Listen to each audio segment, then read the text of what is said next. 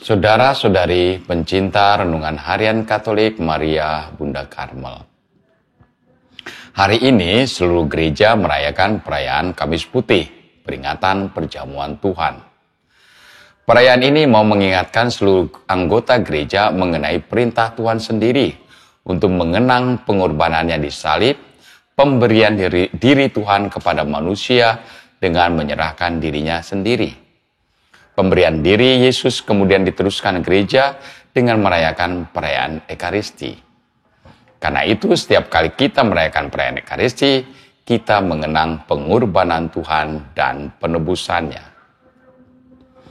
Dalam perayaan peringatan perjamuan Tuhan, ada bagian liturgi yang hampir selalu dilakukan jika memang secara pastoral memungkinkan, yakni upacara pembasuhan kaki. Apa yang hendak disampaikan dalam pembasuhan kaki? Hampir dari kita semua sepakat. Kita mau melihat teladan Yesus yang begitu rendah hati, yang mau menjadi pelayan para murid-muridnya. Karena itu, para murid hendaknya juga melakukan sikap yang sama, yakni menjadi pelayan satu dengan yang lain. Hal ini ditegaskan Yesus. Kamu menyebut aku guru dan Tuhan, dan katamu itu tepat, sebab memang akulah guru dan Tuhan. Jadi jika aku, Tuhan dan gurumu, membasuh kakimu, maka kamu pun wajib saling membasuh kaki. Sebab aku telah memberikan suatu teladan kepadamu, supaya kamu juga melakukan seperti yang telah aku lakukan kepadamu. Saling membasuh kaki satu dengan yang lain menjadi suatu perintah bagi para murid untuk menempatkan diri menjadi pelayan bagi yang lain, sebagaimana Yesus yang adalah guru dan Tuhan menjadi pelayan bagi para muridnya. Mencontoh tindakan Yesus memang menjadi pesan penting pada perayaan pembasuhan kaki.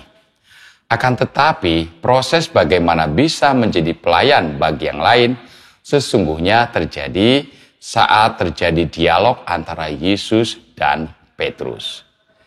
Saat Yesus hendak mencuci kaki Petrus, Petrus menolaknya. Selama-lamanya engkau tidak akan membasuh kakiku.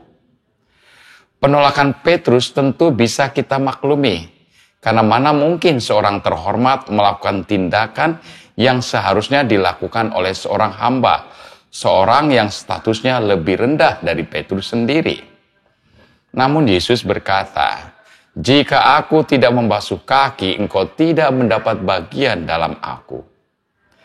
Petrus tentu saja tidak mau terpisah dari Yesus, meskipun dia tetap tidak bisa menerima tindakan Yesus.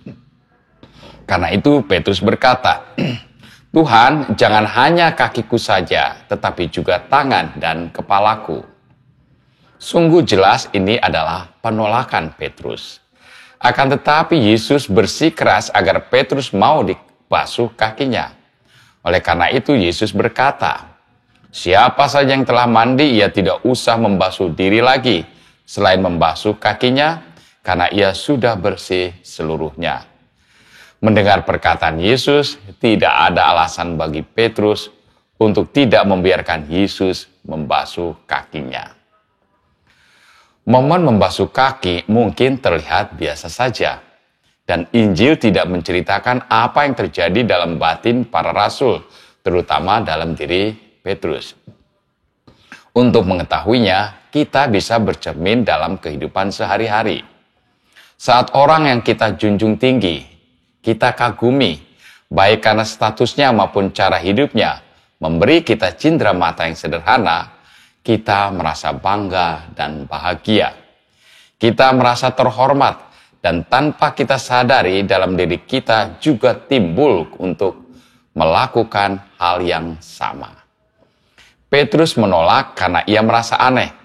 Tetapi saat Yesus membasuh kakinya, ia mengerti secara langsung kasih Yesus yang besar kepada dirinya, dan karenanya ada perubahan besar dalam batinnya. Meskipun itu belum sepenuhnya disadari. Itulah yang Yesus katakan, mengambil bagian dari aku. Petrus yang tadinya takut menerima kebaikan orang, ketika merasakannya, dirinya diubah menjadi pribadi yang mau juga memberikan diri bagi yang lain.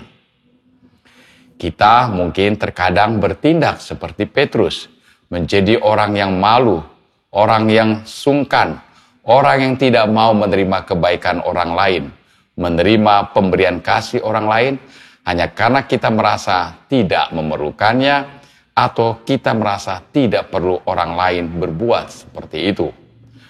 Mungkin cara pandang ini perlu diubah.